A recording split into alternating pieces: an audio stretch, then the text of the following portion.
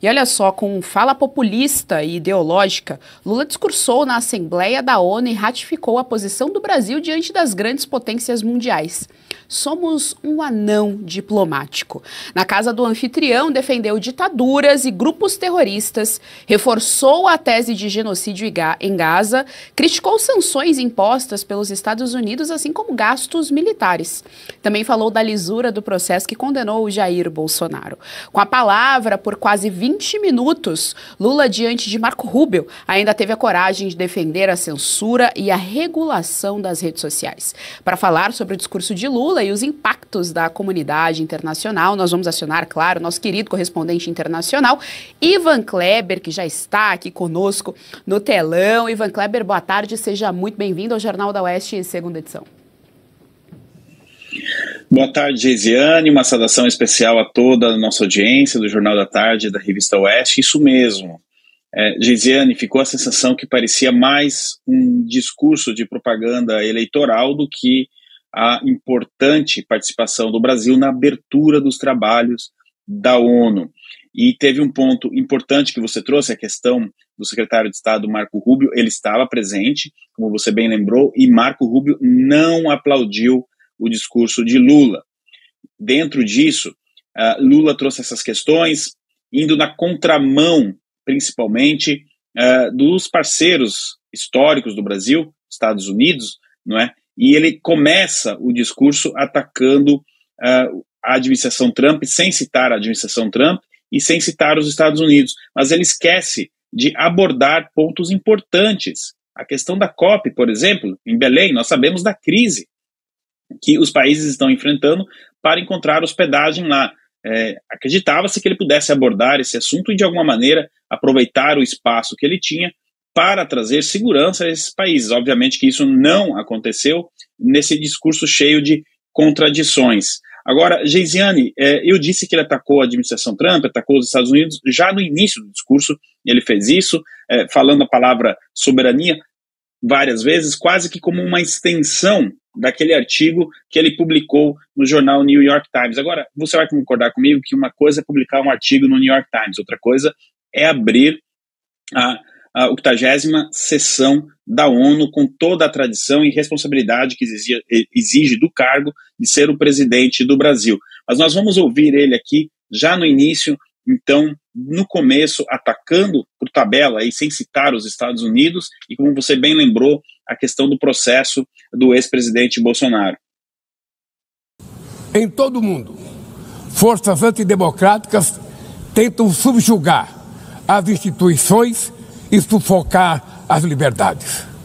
Cultua a violência, exalta a ignorância, atua como milícias físicas e digitais e cerceiam a imprensa.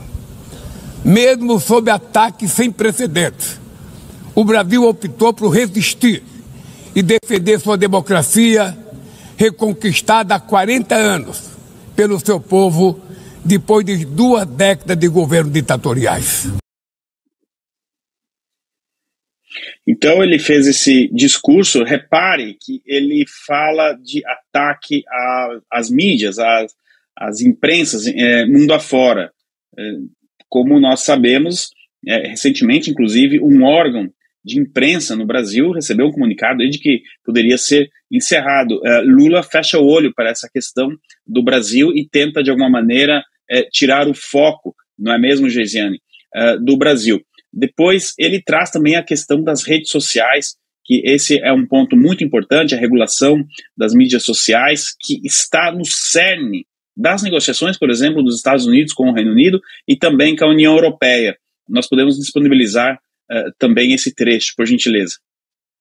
Plataformas digitais trazem possibilidade de nos aproximar como jamais havíamos imaginado, mas têm sido usadas para semear intolerância, misoginia, xenofobia e desinformação.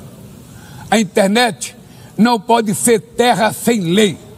Cabe ao poder público proteger os mais vulneráveis.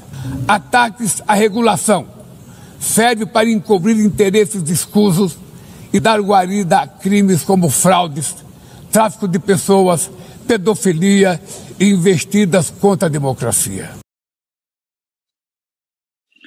Não contente em bater de frente com essa pauta importantíssima, ele, por tabela, aliás, não foi por tabela, Geisiane, diretamente defendeu o regime ditatorial de Cuba e também pediu aí, jogou uma boia para o Nicolás Maduro, o ditador venezuelano, dizendo que os Estados Unidos precisam negociar com a Venezuela, disse que o Caribe é uma área de paz e que deve continuar assim, lembrando que o Mar do Caribe é utilizado por narcotraficantes, agora narcoterroristas, conforme foi classificado pelo governo americano, justamente para o transporte de narcóticos em direção aos Estados Unidos. Então, com o trocadilho, falando em Mar do Caribe, ele acaba jogando essa boia para o Nicolás Maduro. E um outro ponto importantíssimo, Geisiane, vamos lembrar aqui, não podemos esquecer de trazer esse ponto. Lula é persona non grata em Israel, ele está proibido de entrar em Israel e, de novo, voltou a acusar Israel de praticar genocídio em Gaza, como a nossa direção gentilmente vai disponibilizar as imagens agora. Os atentados terroristas perpetrados pelo Hamas são indefensáveis sob qualquer ângulo, mas nada, absolutamente nada, justifica o genocídio em curso em Gaza. O povo palestino corre o risco de desaparecer. Só sobreviverá como um Estado independente integrado à comunidade internacional. Esta é a solução defendida por mais de 150 membros da ONU, reafirmada ontem aqui, neste mesmo plenário, mas obstruída por um único veto. Esses são os principais trechos que nós separamos, Geisiane, da declaração de Lula. Você pode ter certeza, tanto você quanto a nossa audiência, que essas declarações sobre Israel vão reverberar lá e pode ter uma resposta, viu, Geisiane? Bom, primeiro que a gente tem dificuldade de entender o que ele fala, né? Nós que somos nativos no idioma, nós assim temos dificuldade de entender o que ele fala. A dicção desse senhor realmente é deplorável. Mas a gente ainda tem aqui todo o ataque a tudo aquilo que o Donald Trump vem falando desde o começo, né, Ivan Kleber? Em relação, por exemplo, à milícia digital, em relação às empresas americanas digitais. Então ele fala ali que as empresas estão promovendo intolerância, xenofobia, assim, enfim, uma coisa completamente absurda e descolada da realidade. Ivan, vou trazer aqui para o nosso bate-papo os nossos queridíssimos analistas políticos. Fabi Barroso, nós estamos reverberando o discurso do Lula na ONU, deu o que falar, deu ali o recado, um pouco covarde, inclusive. Toda a cúpula do Donald Trump cita nominalmente, o que eu admiro bastante, cita nominalmente Alexandre de Moraes, o próprio Lula, enfim, o Lula só passou ali o recibo, deu o recado, não falou de forma direta em relação ao Donald Trump, mas claro, o que ele quis dizer, né, em relação a todo esse conflito geopolítico estava ali. Estamos com o Ivan Kleber, a sua pergunta. Mas ele foi extremamente bélico, né, nas palavras e, inclusive, atacou, deu a explicação para o mundo, como se isso bastasse, né, Ivan, dizendo que no Brasil teve uma investigação, um processo justo, condenação justa, devido ao processo legal e blá, blá, blá, blá, blá. Mas a gente tem uma série de provas. A OESH acabou de mostrar aqui a doutora Carolina, entregando documentos de pessoas que sofreram, estão sofrendo de mortes que aconteceram não somente do Clesão, devido aos atos de 8 de janeiro. Então, a minha pergunta vai exatamente nesse sentido. Depois de ontem, daquela avalanche de comentários de autoridades, dando detalhes, como disse a Geise aqui, dando detalhes, nomes, e hoje, durante esse pronunciamento aí do Lula na ONU, nós tínhamos figuras como Jason Miller nas redes sociais postando Free Bolsonaro, Bolsonaro livre. Então, como que você enxerga, né, agora o after, né, o dia seguinte desse tanto de informações que nós tivemos ontem com as sanções e com esse discurso que não veio pianinho, não, veio extremamente bélico, extremamente alinhado, inclusive com o chavismo, parece o Chaves falando, né, na ONU. Boa tarde, doutora Fabi, sempre uma alegria estar aqui com você. Concordo no tom bélico, discordo quando você fala em pronunciamento. Obviamente foi um pronunciamento, mas repito aqui, foi uma peça de propaganda que provavelmente o Partido dos Trabalhadores vai utilizar isso ano que vem, naquelas inserções de televisão, não é? Foi justamente isso, foi um discurso voltado para o público interno para afagar os seus apoiadores.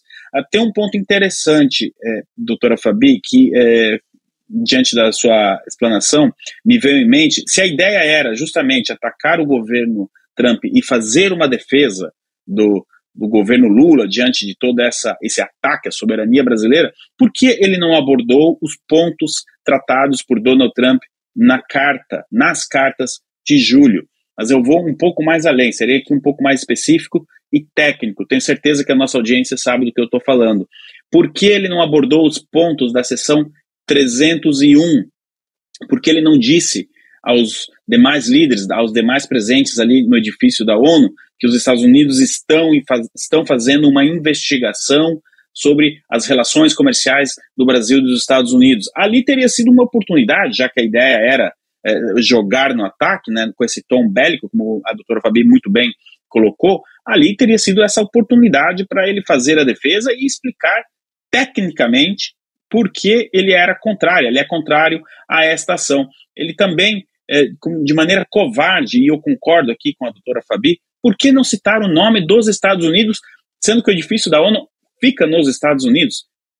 Mais para frente a gente vai falar disso. Donald Trump foi cordial com ele, cumprimentou ele, tanto nos bastidores quanto em público. Aí a gente vê a completa diferença, não é, dos dois lados. Ele sequer também citou o nome do presidente do país ali onde fica o edifício da ONU. Se ele está com tantos problemas assim, por que ele não foi mais específico, então, nos pontos abordados para fazer essa defesa e pelo menos que citasse o nome do país e também o nome do presidente americano Donald Trump?